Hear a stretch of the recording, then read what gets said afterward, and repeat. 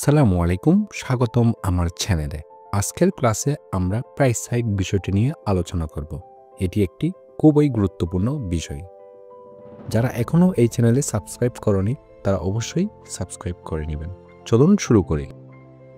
Price hike. Price hike means the increase in the prices of necessary goods. মূল্যবৃদ্ধি বলতে প্রয়োজনীয় পণ্যের দাম বেড়ে যাওয়া বোঝায়। প্রাইস হাইক বা মূল্যবৃদ্ধির অর্থ হলো প্রয়োজনীয় পণ্যের দাম বেড়ে যাওয়া, যেমন চাল, তেল, সবজি ইত্যাদি।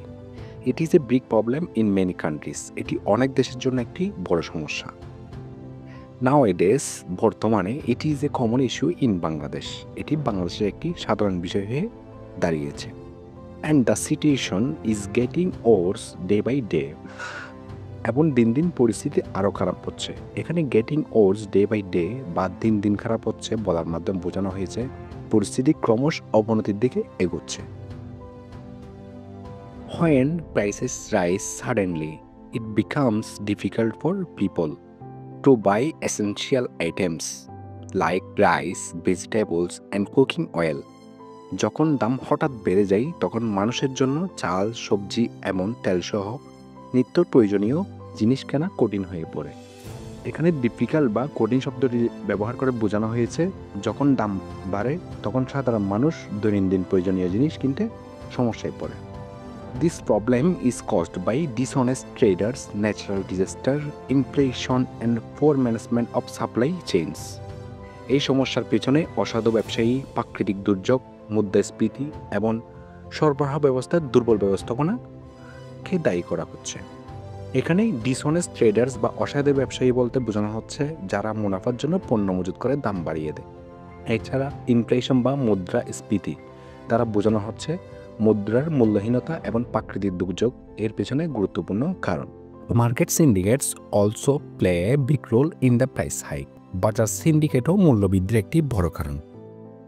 সাম dishonest businessman hoard goods to make more profit.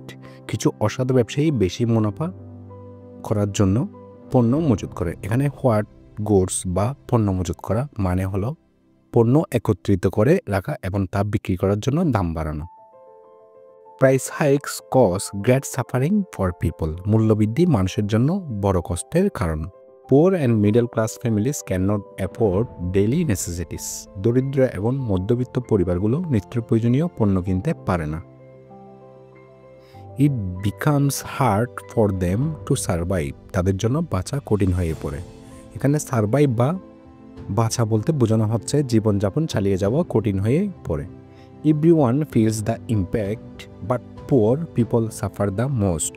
এটি সবাই অনুভব করে কিন্তু গরিব মানুষ সবচেয়ে বেশি কষ্ট পায়। To control price hikes the government should take strict action against dishonest traders and hoarders. মূল্যবৃদ্ধি নিয়ন্ত্রণ করতে সরকারকে অসাধু ব্যবসায়ী এবং মজুতদারদের বিরুদ্ধে কঠোর ব্যবস্থা নিতে হবে। এখানে স্ট্রিক্ট অ্যাকশন বা কঠোর ব্যবস্থা মানে হলো সরকারকে শক্তিশালী পদক্ষেপ নিতে হবে। It should also support farmers to grow more food and ensure A smooth supply of goods. সরকারকে কৃষকদের আরও বেশি খাদ্য উৎপাদন করতে সহায়তা করতে হবে এবং পণ্য সরবরাহ নিশ্চিত করতে হবে। ইফ এভরিওয়ান ওয়ার্কস টুগেদার, যদি সবাই একসঙ্গে কাজ করে, the suffering caused by price hikes can be reduced. তবে মূল্যবৃদ্ধির কারণে সৃষ্ট ভোগান্তি কমানো সম্ভব।